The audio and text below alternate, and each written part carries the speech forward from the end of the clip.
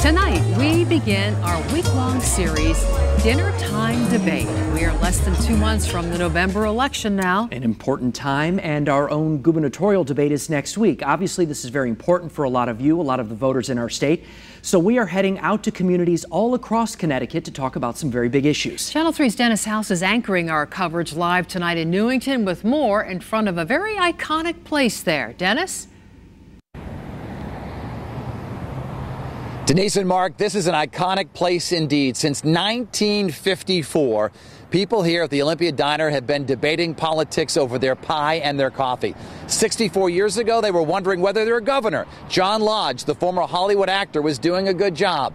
And they were debating whether their president, Dwight Eisenhower, was a good president. They were probably talking about the issues of the day back then, taxes and tolls. They were everywhere in Connecticut back then, and they could be coming back. And that's one of the issues we're going to be talking about here tonight at the Olympia Diner. And for that part of our coverage, let's go down the Berlin Turnpike a bit and join my colleague Matthew Campbell outside the Department of Transportation headquarters. Matthew.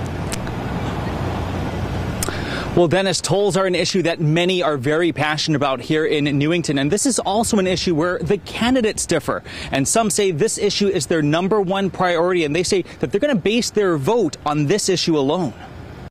Since Connecticut removed tolls in the 80s, for years, lawmakers bounced around the idea of bringing them back, but it never got anywhere. Now, the idea is closer to becoming a reality. Our cash-strapped state just paid $10 million for a study looking at tolls. Estimates show the state plans to make $750 million to $1 billion annually if tolls were to be installed. We went to Stu Leonard's, a Newington landmark, to take our own informal, free study. We have a Connecticut license plate, we go right through. We shouldn't have to pay. I think we're overtaxed. It would be nice to fix some of the roads. The opinions varied, but one thing we learned was that folks are passionate. Michelle Molnar from Berlin doesn't mind the idea of tolls. She paid them daily when she lived in Texas. You know, they were on every little throughway everywhere, so it was really obnoxious. But that experience did not sour her on tolls, so we wanted to listen to her vision. We asked where they'd be. 95? I would say that would make sense because that goes through so many states. 91? Probably, and like 84, but all the other little routes and stuff, I feel like it would get really annoying. Maureen Lamondo drew the line in the sand long ago.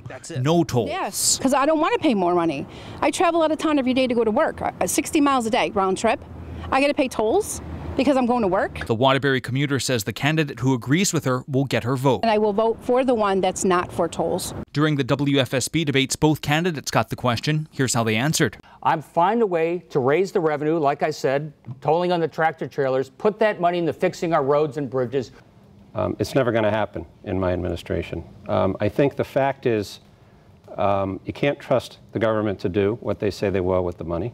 Looking at other states, Rhode Island's tolls on tractor trailers made more than $500,000 in the first month. Massachusetts rakes in $400 million annually, and New York, $700 million.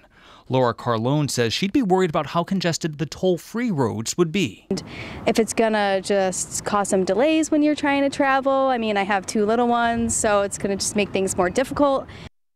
All right, so there it is. Stefanowski says no tolls. Lamont says Stefanowski really doesn't have a solution and is going to end up borrowing money from other areas just to spare drivers. But in either case, it's ultimately going to be up to the legislature whether or not tolls will be enacted in this state. Dennis, back to you.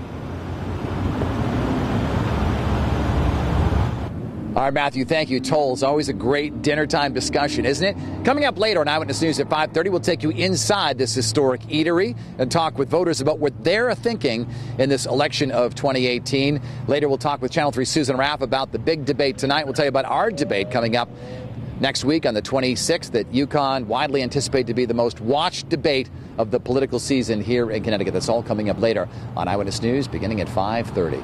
Live at the Olympia Diner in Newington. I'm Dennis House, Denise, and Mark. Back to you.